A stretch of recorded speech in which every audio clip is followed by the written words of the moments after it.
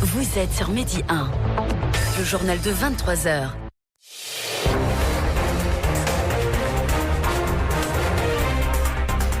Avec vous, Soukaina Aziz, bonsoir à tous. Plus qu'une heure avant la sortie officielle du Royaume-Uni du marché unique européen, divorce à l'amiable, la fin d'une relation d'un demi-siècle. Qu'est-ce qui va changer concrètement? Réponse dans quelques minutes. Le vaccin AstraZeneca bientôt approuvé au Maroc. Une commission nationale s'est penchée sur la question aujourd'hui en vue d'une campagne vaccinale dans les prochains jours. En attendant, le ministre de la Santé appelle à la vigilance, vous l'entendrez.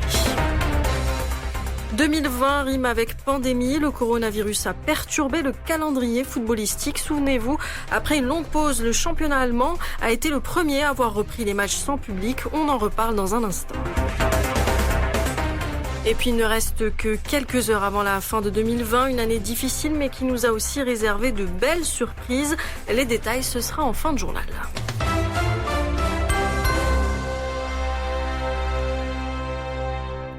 Farewell my friend, adieu mon ami. L'Union européenne et le Royaume-Uni se séparent officiellement ce soir à 23h, heure de Londres. Dans une heure donc, les Britanniques quitteront le marché unique européen après une relation d'un demi-siècle. Un divorce à l'amiable salué par le Premier ministre britannique qui promet que son pays restera un allié des Européens. Mais concrètement, qu'est-ce qui va changer, Gaëtan Pléné ? La vie de millions de personnes va changer dès demain. 9 mois de discussions interminables l'ont presque fait oublier. Un divorce, c'est du concret. D'abord au niveau touristique, assurance, solvabilité et billets retour. Les Britanniques devront montrer patte blanche pour entrer dans l'Union.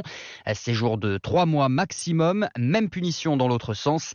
À partir d'octobre 2021, un passeport sera exigé pour pouvoir visiter le British Museum. Seule exception, Irlandais et Britanniques continueront de circuler librement entre leurs deux territoires. Pour emmener Snoopy et Spot dans les valises, par contre, ça se complique pour les sujets de Sa Majesté. Un certificat sanitaire international sera demandé par Bruxelles. Clap de fin également pour les échanges d'étudiants Erasmus, trop cher, juge Boris Johnson. Pour les Européens qui veulent étudier outre-Manche, le bizutage est déjà connu, visa et frais de scolarité exorbitants au menu. Enfin, les entrées seront filtrées pour qui veut s'installer dans l'autre camp. De nombreuses conditions sont réclamées par Londres et Bruxelles, notamment une bonne pratique de la langue et un compte bancaire fourni. Londres et Madrid sont arrivés à un accord sur un des dossiers chauds du Brexit. Un accord de principe sur Gibraltar permet aux habitants de cette enclave britannique située au sud de l'Espagne de circuler librement à la frontière. En plein divorce, jamais Gibraltar n'aura été aussi bien intégré en Europe. Écoutez à ce propos Benoît Pellistrandi, universitaire et spécialiste de l'Espagne. C'est une vraie surprise parce que la question de Gibraltar est vraiment un caillou dans la construction européenne. C'est vraiment une situation absolument étonnante puisque Gibraltar sera beaucoup plus lié à la péninsule ibérique maintenant que la Grande-Bretagne est sortie de l'Union européenne qu'auparavant. C'est lié d'abord à l'économie locale. Il y a 300 000 personnes dans le bassin autour d'Algeciras, 15 000 passages quotidiens entre Gibraltar et la frontière espagnole, avec notamment 10 000 personnes qui travaillent quotidiennement à Gibraltar. Et donc, s'il n'y avait pas d'accord et si on avait une frontière qui se durcissait, eh bien, la vie quotidienne à Gibraltar était affectée, mais aussi, je pense qu'il y a eu aussi le souci du côté de Madrid et du côté de Londres d'arriver à un accord pour justement faire en sorte que Gibraltar n'apparaisse pas comme une exception, j'allais presque dire une exception coloniale. Donc Londres avait tout à fait intérêt à faire en sorte que Gibraltar ne devienne pas un point de crispation nationaliste qui permette aux Espagnols de dire regardez, Gibraltar c'est le Hong Kong européen. Il y avait vraiment le souci de faire en sorte que cet apport que représente la contribution de Gibraltar à l'économie locale reste possible. Et avant l'officialisation du divorce entre Londres et Bruxelles, le président français a tenu à rappeler que le Royaume-Uni était, je cite, « notre ami et notre allié ». Fin de citation. Emmanuel Macron qui s'exprimait aujourd'hui lors des vœux pour le Nouvel An. Il est notamment revenu sur la pandémie du coronavirus, affirmant que l'espoir est là grâce au vaccin. Parmi les remèdes utilisés en France dans cette campagne vaccinale, celui de Pfizer-BioNTech qui obtient ce soir une homologation d'urgence de l'Organisation mondiale de la santé. Un pas de plus pour assurer l'accès universel à ce vaccin. Le Maroc opte, lui, pour 2 vaccins, le chinois Sinopharm et le britannique AstraZeneca, tous approuvés dans leurs pays respectifs. En vue d'une campagne dans les prochains jours, le Royaume met un coup d'accélérateur. Aujourd'hui, la Commission nationale d'autorisation du vaccin anti-Covid s'est réunie à Rabat et s'est penchée sur le remède d'AstraZeneca. En attendant son feu vert et le lancement de la campagne vaccinale, le ministre de la Santé appelle la population à éviter tout relâchement. Écoutez Khaled Aït-Taleb, il est au micro de nos confrères de Média 1 TV. Si nous sommes aujourd'hui là pour faire quand même cette déclaration, c'est essentiellement pour interpeller l'ensemble des Marocains à respecter encore les mesures préventives et mesures barrières et bien sûr tout ce qui est nécessaire pour capitaliser ce que nous avons gagné jusqu'à aujourd'hui en termes de riposte contre cette pandémie. À tout moment, il peut y avoir une recrudescence. Le nombre de cas graves, certes, est en diminution qui est très légère, mais on n'est pas encore à l'abri de toute recrudescence. C'est pour cela, même si nous allons entamer bien sûr notre campagne de vaccination dans les jours à venir, il faudrait bien sûr rester bien sûr sur ces mesures barrières parce que l'immunisation ne pourra être bien sûr réussie et réalisée que lorsque bien sûr 60% de la population marocaine serait quand même vaccinée. Et c'est la raison pour laquelle c'est un point de vigilance qui est très important. Il faut rester sur les mesures barrières jusqu'à ce que bien sûr toute la période de vaccination soit achevée. Et concernant un possible feu vert du vaccin AstraZeneca, la Commission devrait prendre une décision dans les plus brefs délais. L'Algérie a choisi le vaccin russe Sputnik V. Selon le porte-parole du gouvernement, le pays a signé un contrat avec le laboratoire russe pour son acquisition.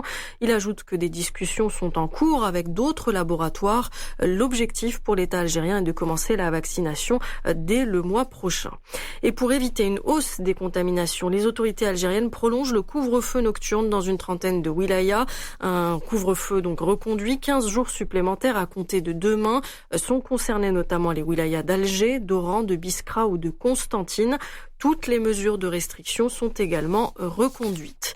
L'Algérie, toujours avec cette tragédie, au moins 20 personnes ont péri dans un accident de la route dans la commune d'Ain Mguel, près de Tamanrasset, frontalière du Niger et du Mali. Parmi les victimes, des enfants. Selon la protection civile, un véhicule transportant majoritairement des ressortissants subsahariens s'est renversé. Il y a au moins 11 blessés.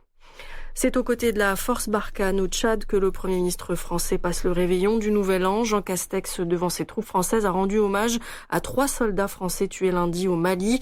Quelques heures auparavant, le Premier ministre français a notamment rencontré le président tchadien. Les 2 hommes ont évoqué la lutte antiterroriste dans la région. La mission de paix conjointe de l'ONU et de l'Union africaine au Darfour met fin à ses opérations. 8000 membres de cette mission, qui a duré 13 ans, quittent donc cette zone du Soudan en proie aux violences. Un retrait à partir d'aujourd'hui et pour une période de 6 mois. Un retrait qui inquiète la population locale. L'année 2020 touche à sa fin, une année qui a bouleversé le monde du football. Après un arrêt de plus de 2 mois, l'Allemagne a été le premier pays à reprendre le championnat. La Bundesliga a réussi un pari risqué. On se rappelle de ce 16 mai et de ce match Borussia Dortmund-Schalke 04. Pas de public dans les tribunes, mais les amoureux du football ont tous suivi ces premiers matchs qui marquaient la reprise du football allemand. Les précisions de David Lortolari, notre consultant pour le football allemand. La Ligue avait dû d'abord mettre en place un protocole très précis avec un nombre limité de personnes accédant au stade, avec bien sûr des normes aussi parfois peut-être symboliques mais importantes par rapport à tout ce qui était au regard de la planète sur ce football-là à ce moment-là. Un peu de distanciation. Quand je dis un peu de, ça n'est pas du tout méprisant de ma part, mais je veux dire il y a de l'image qui était aussi donnée, pas seulement du concret mais de l'image vis-à-vis du public. Il fallait donc d'abord mettre en place un protocole très précis qui avait été préparé minutieusement et ensuite il a fallu aussi, avec le système fédéral allemand, que chaque région, chaque land du pays, ils sont tous quand même très puissants par rapport à l'État fédéral, donne son accord. Et il y a eu des réticences, notamment en Bavière, avec à une époque où je me souviens, les cas de contamination étaient aussi peut-être un peu plus élevés que dans le reste du pays. Mais on a réussi, on n'a pas eu besoin de renoncer. Il y a eu, je crois, quelques matchs reportés, avec notamment une équipe, il me semble que c'était le Dynamo Dresde, qui avait beaucoup de cas positifs à une époque. On a dû reporter 2 ou 3 matchs, mais sinon, tout a bien fonctionné en première et en deuxième division. Ça a été considéré comme une réelle victoire de la structure, de l'organisation, de mener le championnat à son terme avant le Final 8 qui a été, on le sait, remporté par le Bayern. Voilà 2020, décidément une année pas comme les autres, une année, vous l'avez entendu, rythmée par le coronavirus. Alors que nous disons adieu à cette année, on va essayer de se remémorer les bons souvenirs de 2020. Petite piqûre de rappel avec Marion Fontenay.